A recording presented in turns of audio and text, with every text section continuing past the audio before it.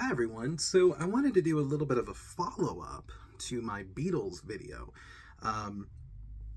Huge passion of mine is music, as I've said, and so I thought it'd be kind of cool to talk about an album from a band that I've always enjoyed from being a kid, and a little bit something different here, and that is the Jackson 5. Now, I've been a huge fan of them for forever, and then obviously a Michael Jackson solo fan.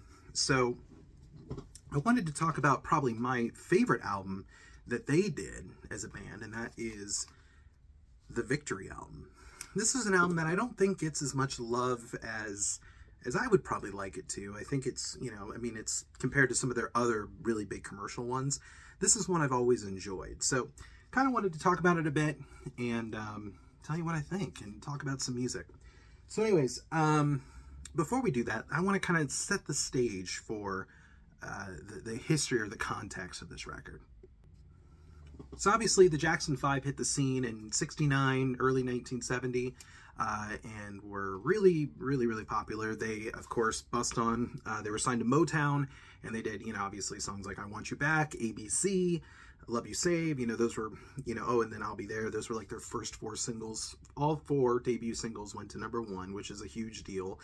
And they were really big in the early 70s. But by the time you got to the mid 70s, they kind of started to dwindle a little bit in popularity. And they were disheartened by that. Their dad, who was Joe Jackson, who was their manager, was also a little bit disheartened by that. And he was kind of like, okay, what are we going to do about this? And plus, the other thing too is that Motown would not let the band write or produce their own albums or their music. They were pretty much just, we'll write the songs, you guys come in, record it, and then go on tour and perform it. And that was it. The royalty rate wasn't probably as high as it should have been. It was very much like a machine, essentially. It was good stuff, but, it definitely was starting to dwindle a little bit. And as they got older, naturally they wanted to, take more control. They wanted to, be artists. And so Joe Jackson, their dad, negotiated with another record company, Epic Records or CBS Records. They're like, yeah, we'll sign you guys.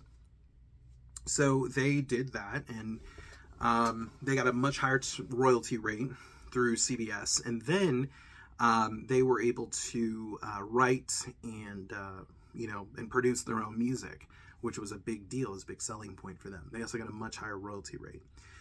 So the 4 of them, Michael, Jackie, Tito, and Marlon, said, okay, cool, we'll do that. Jermaine was a little bit hesitant, though. He didn't really want to leave because he felt, for a couple of reasons. The big 2 were he felt very loyal to Motown because they were the ones that broke them and made them, famous and, household names. And then the other thing is he was married to Berry Gordy, the head of Motown, the founder of it. He was married to Berry Gordy's daughter. So you can make of that as you will. So he decided to stay behind at Motown and do a solo career. And then the younger brother of the Jacksons, Randy, he came in and they basically went from there. And they started recording for CBS.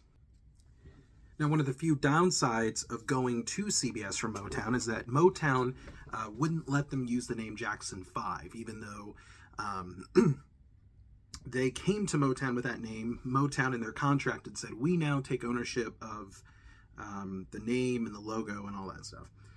And so the band's like, crap. And so I think it was Michael who was like, can't we just call ourselves the Jacksons or something?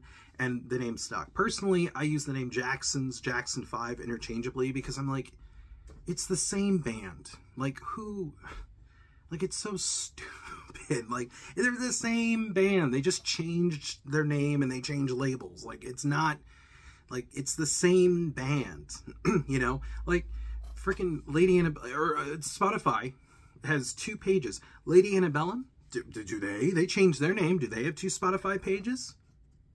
No, they don't. They don't have 2 Spotify pages. I just looked. So why do we have to have 2 pages? And why can't we just call ourselves the Jacksons? And because that's their name. Oh my God. Sorry, I'm going on a rant. I'm going to use them interchangeably. It's stupid. They're the same band, but whatever.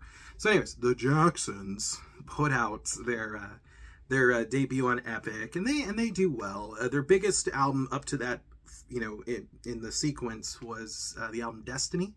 That was one that had Blame It on the Boogie, that had Shake Your Body to the Ground. So it was a pretty good hit. And again, they're writing and producing. They're doing a lot better. They're kind of slowly getting back to where they were when they first broke in terms of like popularity. Meanwhile, though, Michael Jackson is kind of like, there's some stuff I want to do solo, and you know, I don't really know if I want to keep doing this. He did a couple solo records. I think he did like 4 for Motown. But I mean, it was similar to the Jackson 5. They're like, hey, here's like an offshoot of the brand. Like Jackie had one, Jermaine did too, before, you know, his actual solo career. So it wasn't, you know, they're not bad. Like he did Ben, Got to Be There. I always liked, even though he didn't, I liked the song One Day in Your Life. That was a good one. So Michael's like, yeah, I kind of want to, you know, I have these solo aspirations. And so he meets Quincy Jones on the set of the Wiz, and they end up making Michael's Off the Wall album, which is great. It's probably like the one disco album I can actually say I really like. And to me, I think it ends great because it's like, the last track is called Burn This Disco Out. Yeah, we're done with disco. This came out in '79. We're moving on into the 80s now. So Off the Wall was Michael's, you know, real debut, is what a lot of people call it. And it's really good, but it kind of made Michael the, almost, you know, well, I shouldn't say almost. I would argue that this one made him more famous than his band.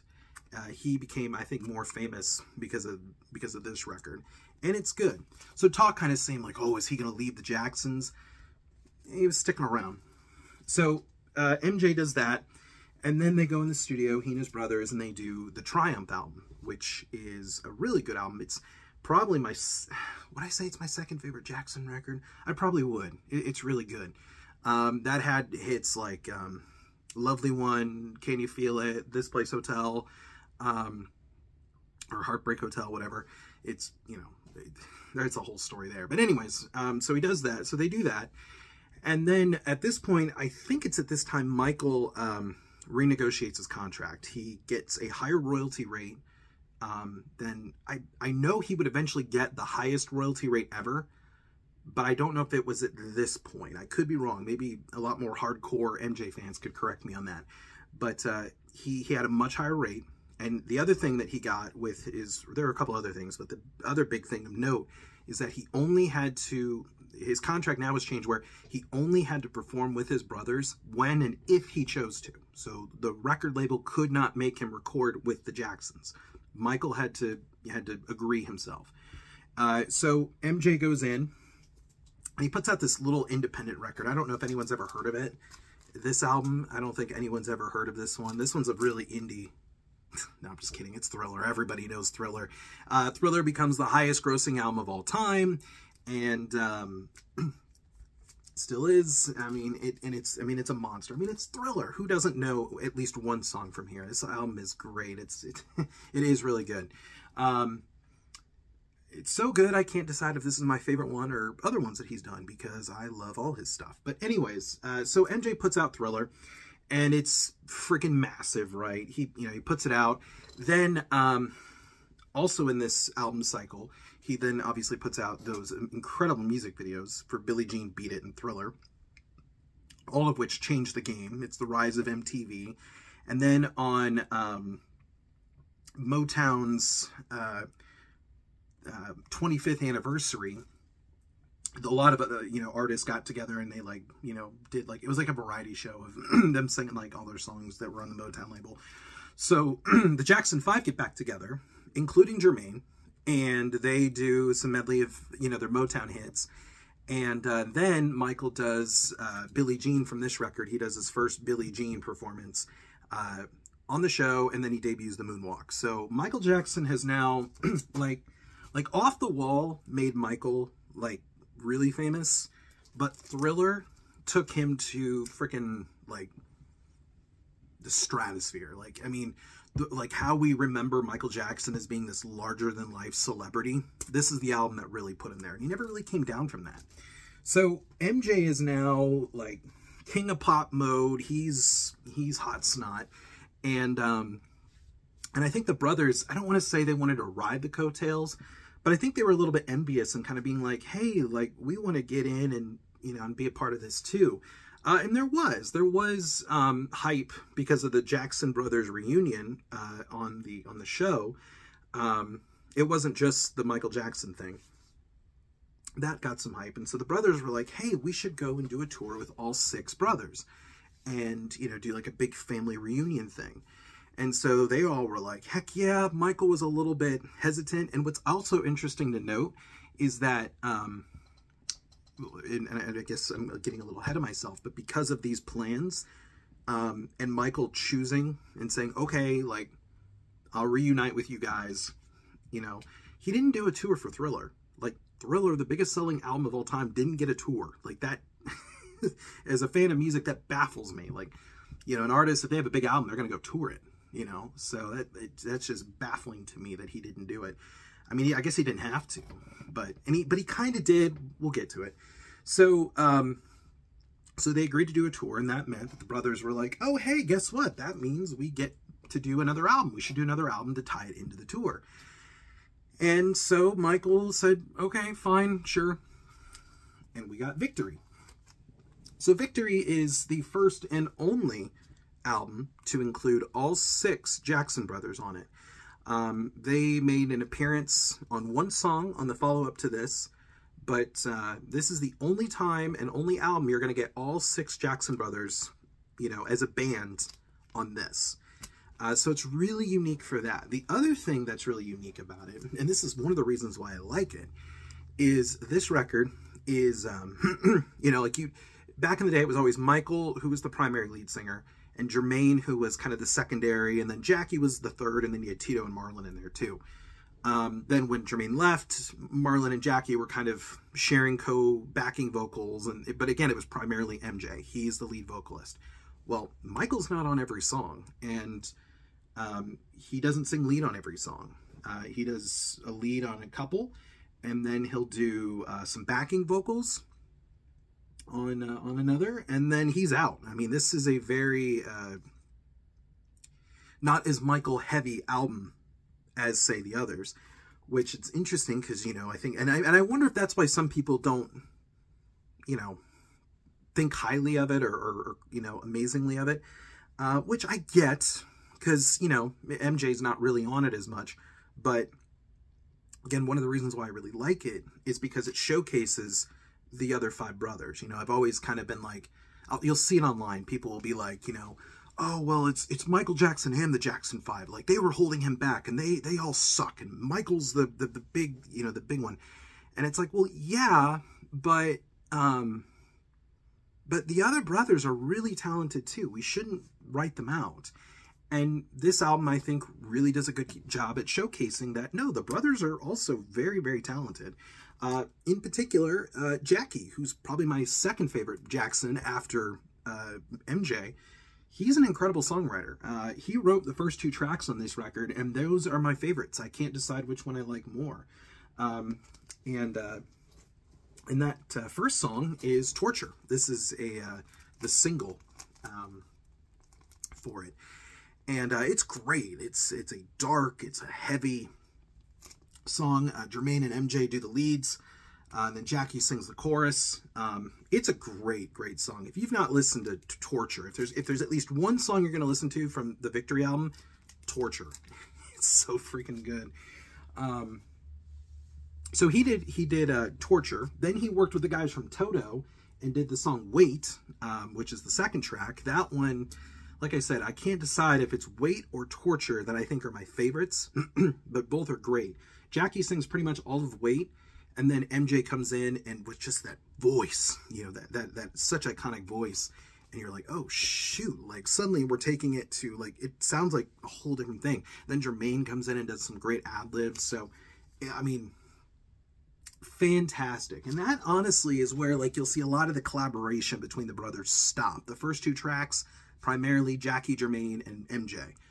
After that, it's pretty much just brothers doing solo stuff. I mean, Jackie obviously sings the bulk of Wait on his own, but each brother gets their own solo song. At least they get one.